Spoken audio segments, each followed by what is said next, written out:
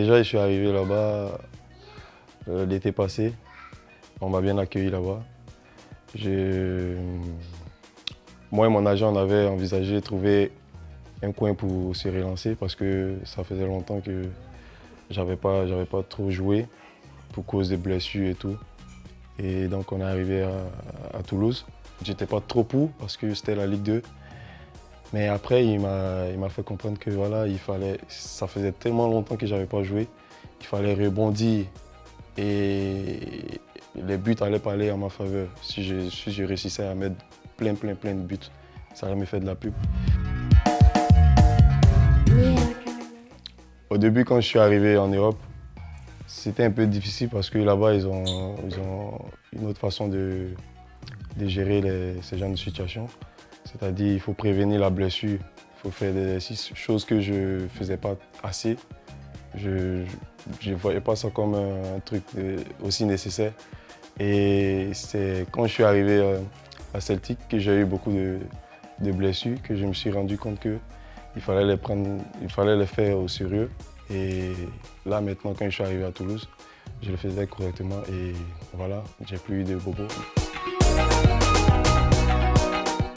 Ah, c'était incroyable, c'était incroyable. Déjà, le Celtic, quand je suis arrivé, je crois que tout le monde l'a vu un peu dans les vidéos et tout, sur Facebook. Il y avait une foule. Et là, rentrer comme ça au Celtic Park, c'était incroyable.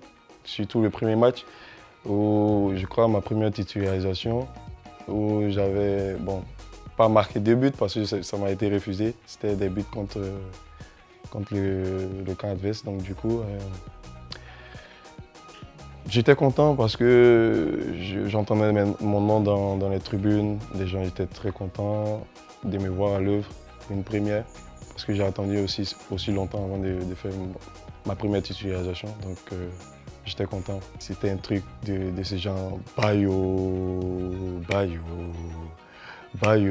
au rythme du tatame. C'était tout.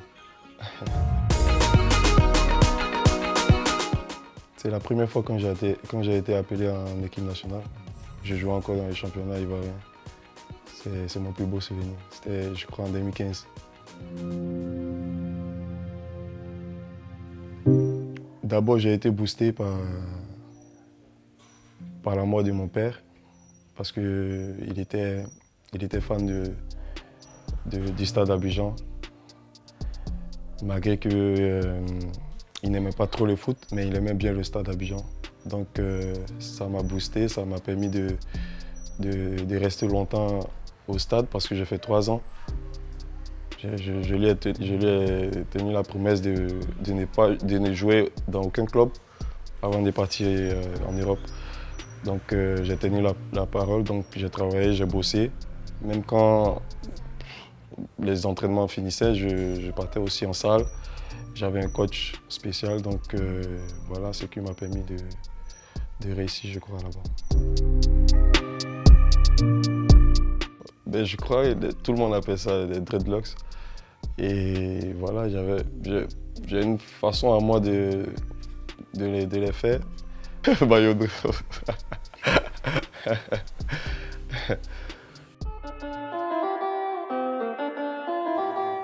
Tu as reconnu la tête, c'est une descente Gilles Privat, le jeune chauve.